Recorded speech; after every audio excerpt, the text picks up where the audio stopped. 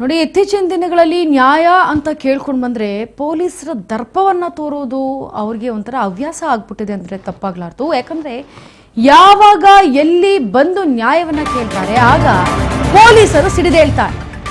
ಅಬ್ಬಬ್ಬಾ, ನ್ಯಾಯ ಕೊಡಿಸೋ ಕಾಕಿ ಬಾಯಿಲಿ ಇದೆಂಥ ಮಾತು!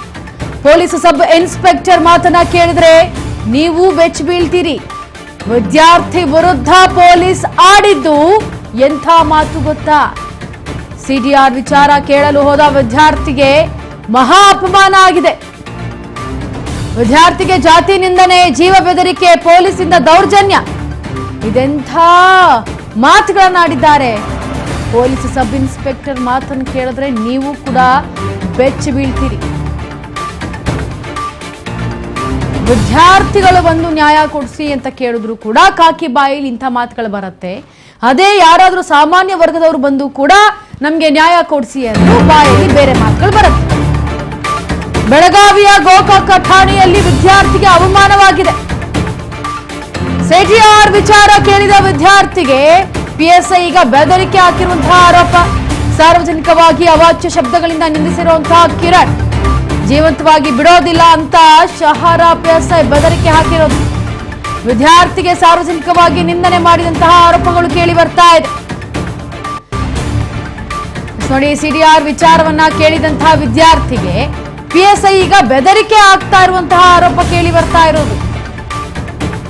ಸಾರ್ವಜನಿಕವಾಗಿ ಅವಾಚ್ಯ ಶಬ್ದಗಳಿಂದ ನಿಂದಿಸ್ತಾ ಇರುವಂತಹ ಕಿರಣ್ ಮೋಹಿತೆ ಜೀವಂತವಾಗಿ ನಿನ್ನ ಬಿಡೋದಿಲ್ಲ ಅಂತ ಶಹರ ಪಿಎಸ್ಐ ಬೆದರಿಕೆ ಹಾಕ್ತಾ ಇರೋದು. ವಿದ್ಯಾರ್ಥಿಗೆ ಸಾರ್ವಜನಿಕವಾಗಿ ನಿಂದನೆ ಮಾಡಿದಂತಹ ಆರೋಪಗಳು ಕೇಳಿ ಬರ್ತಾ ಇದೆ. ಗೋಕಾಕ ಶಹರ ಪೊಲೀಸ್ ಠಾಣೆಯಲ್ಲಿರುವಂತಹ ಪಿಎಸ್ಐ ವಿರುದ್ಧ ಈಗ ದೂರು ಕೂಡ ದಾಖಲಾಗಿದೆ. ಪಿಎಸ್ಐ ವಿರುದ್ಧ ಅಟ್ರಾಸಿಟಿ ಪ್ರಕರಣ ದಾಖಲಿಸಲು ಈಗ ಮನವಿಯನ್ನು ಕೂಡ ಮಾಡ್ಕೊಳ್ತಾ ಇದ್ದಾರೆ ಆ ವಿದ್ಯಾರ್ಥಿ. ಈ ವಿದ್ಯಾರ್ಥಿಯಿಂದ ಪಿಎಸ್ಐ ವಿರುದ್ಧ ಗಂಭೀರವಾಗಿ ಆರೋಪಗಳು ಕೇಳಿ ಬರ್ತಾ ಇದೆ.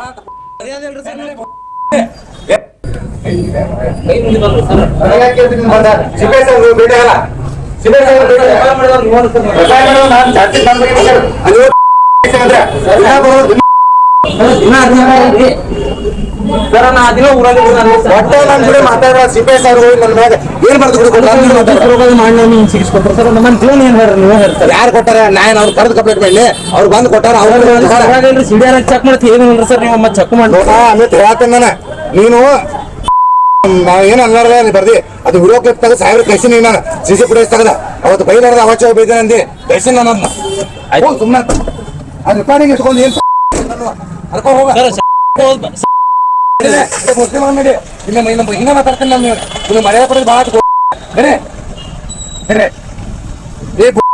ಬಾಯ ಕೂತಿರುತ್ತೆ ಅಂತ ಇರೋಂಗ ಇನ್ನು ಮರ್ಯಾದೆ ಕೊಟ್ಟು ಭಾಳ ಮರ್ಯಾದೆ ಅಲ್ರಿ ಸರ್. ಏನಾಯ್ತಲ್ಲ ನನಗೆ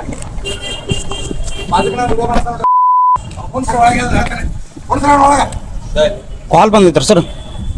ಸರ್ ಕಾಲ್ ಬಂದೈತ್ರಿ, ವಿಡಿಯೋ ಯಾಕೆ ಮಾಡ್ತಾನ್ರಿ? ನೀವು ಚಕ್ರ ಮಾಡ್ಕೊಡ್ರಿ ಸರ್.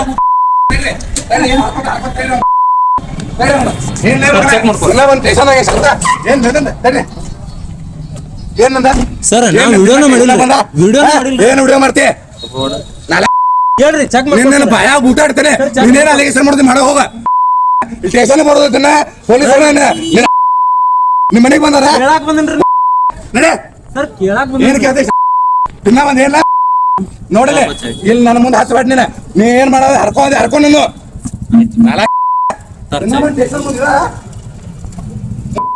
ನೋಡಿ, ವಿಡಿಯೋ ಮಾಡಿದ್ರು ಈ ಕಡೆ ಬೈಗುಳ, ನ್ಯಾಯ ಕೇಳಿದ್ರು ಬೈಗುಳ.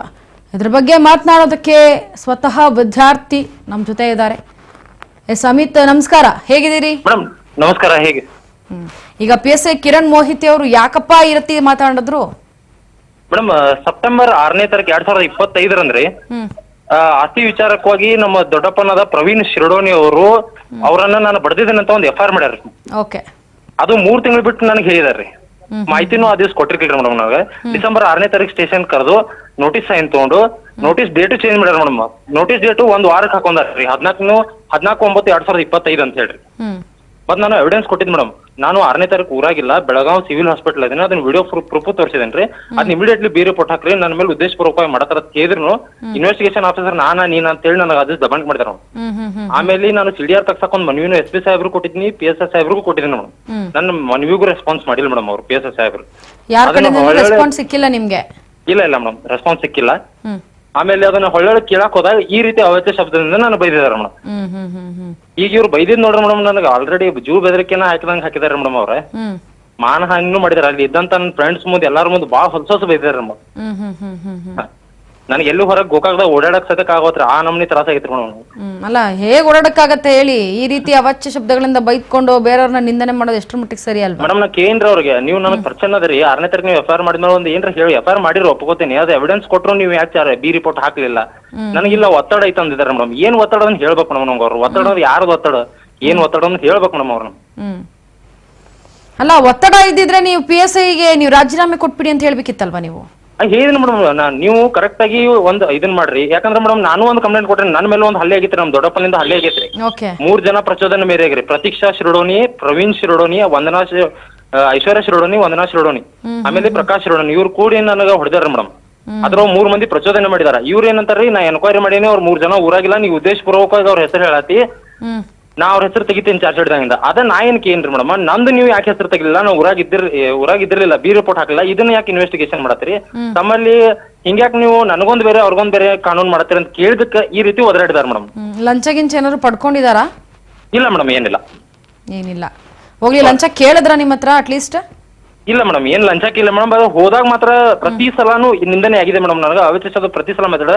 ಇದು ಬಿಟ್ಟು ಆಲ್ರೆಡಿ ನನ್ನ ಕಡೆ ಮತ್ತೊಂದು ಬೇರೆ ರೆಕಾರ್ಡು ಇದೆ ಮೇಡಮ್. ನೀನು ಏನ್ ಮಾಡ್ಕೋ ಶಂಟ, ಯಾವನ್ ಕಡೆ ಎಲಿಗೇಷನ್ ಮಾಡ್ತೀಯ ಮಾಡ್ಕೋ ಹೋಗು, ನಿನ್ನಂತ ಬಾಳ ಮಂದಿ ನೋಡಿದೀನಿ, ಎದ್ ನಡಿ ಅಂತಿದ್ದಾರೆ ಮೇಡಮ್. ಅದು ಸ್ವತಃ ನನ್ನ ತಂದೆ ಮುಂದೆನೇ ಈ ರೀತಿ ಮಾತಾಡಿದಾರೆ ಮೇಡಮ್. ಸರಿ, ಈಗ ಇದಕ್ಕೆಲ್ಲ ವಿಡಿಯೋ ರೆಕಾರ್ಡ್ ಇದೆ ಮೇಡಮ್. ಓಕೆ, ಇದಕ್ಕೆಲ್ಲ ನೀವು ಸಂಬಂಧಪಟ್ಟಂತೆ ಬೇರೆ ಕಡೆ ಕಂಪ್ಲೇಂಟ್ ಮಾಡಿದ್ರಾ? ಮಾಡಿದ್ದೇನೆ ಮೇಡಮ್. ಅವ್ರು ಯಾವ ದಿವಸ ನಿಂದನೆ ಮಾಡಿದ ಮರನೇ ದಿವಸ ನಾನು SP ಸಾಹೇಬ್ರಿಗೆ, ಆಮೇಲೆ DSP ಸಾಹೇಬ್ರಿಗೆ, ಹೊಳ್ಳೆ ಪೊಲೀಸ್ ಸ್ಟೇಷನ್ PSI ಸಾಹೇಬ್ರಿಗೆ, ಆಮೇಲೆ CPI ಸಾಹೇಬ್ರಿಗೆ ರಿಜಿಸ್ಟರ್ ಪೋಸ್ಟ್ ಮುಖಾಂತರ ನಾನು ಕಂಪ್ಲೇಂಟ್ ಮಾಡಿದ್ದೇನೆ ಮೇಡಮ್. ಇನ್ನೂ ಮಟ್ಟ ಏನ್ ರೆಸ್ಪಾನ್ಸ್ ಇಲ್ಲ. ಹೀಗಾಗಿ ನಾನು ಅದನ್ನ ಪ್ರೆಸ್ ಮುಖಾಂತರ ಎಲ್ಲ ಕಡೆ ಕಳಿಸಿದ್ದೇನೆ ಮೇಡಮ್. ಬಿಡುವ ಖಂಡಿತ ನಿಜ. ಇಷ್ಟೆಲ್ಲ ನೀವು ಮಾತನಾಡದ್ಮೇಲೆ, ಇಷ್ಟೆಲ್ಲ ಅವಚ್ಯವಾಗಿ ಅವ್ರು ಮಾತನಾಡದ್ಮೇಲೆ, ನೀವು ನಿಮ್ ಕೆಲಸ ಏನು ನೀವು ಅದನ್ನ ಮಾಡಿದಿರಿ, ಆದ್ರೂ ನಿಮ್ಗೆ ಅಲ್ಲಿ ರೆಸ್ಪಾನ್ಸ್ ಸಿಕ್ಕಿಲ್ಲ ಅಂತಂದ್ರೆ ಖಂಡಿತವಾಗ್ಲೂ ನಾವು ನಿಮ್ ಜೊತೆ ನಿಂತ್ಕೊಳ್ತೇವೆ. Thank you madam, thank you. But ಅಲ್ಲಿ ವಿಡಿಯೋ ಮಾಡ್ತಾ ಇದ್ದವ್ರು ಯಾರು ಅಂತ? ಮೇಡಮ್ ವಿಡಿಯೋ ನನ್ನ ಫೋನಲ್ಲೂ ಸ್ಟಾರ್ಟ್ ಇತ್ತು, ನನ್ನ ಸ್ನೇಹಿತ ಆದಂತ ಸಾಗರ್ ಕೋಲ್ಕರ್ ಅವರಲ್ಲೂ ಫೋನ್ ಸ್ಟಾರ್ಟ್ ಇತ್ತು ಮೇಡಮ್ ಅದು ವಿಡಿಯೋ. ಯಾಕಂದ್ರೆ ಮೇಡಮ್ ನಾನು ವಿಡಿಯೋ ಮಾಡ್ತಾ ಇರ್ಲಿಲ್ಲ. ಪ್ರತಿ ಸಲ ಹೋದಾಗ ಇವ್ರು ಅವಾಚ್ಯ ಶಬ್ದದಿಂದ ಮಾತಾಡೋದು, ನಿಂದನೆ ಮಾಡೋದು, ಕರೆಕ್ಟ್ ರೆಸ್ಪಾನ್ಸ್ ಮಾಡ್ತಾ ಇಲ್ಲ ಅನ್ನೋ ಕಾರಣ ನನಗೆ ಮಾನಸಿಕವಾಗಿ ತೊಂದರೆ ಆಗಿ ನಾನು ಅದನ್ನ ಮಾಡಿದ್ದೇನೆ ಮೇಡಮ್. ಓಕೆ, ಇವಾಗ್ಲೂ ನಿಮ್ಗೆ ಏನಾದ್ರು ಫೋನ್ಸ್ ಬರ್ತಾ ಇದ್ಯಾ?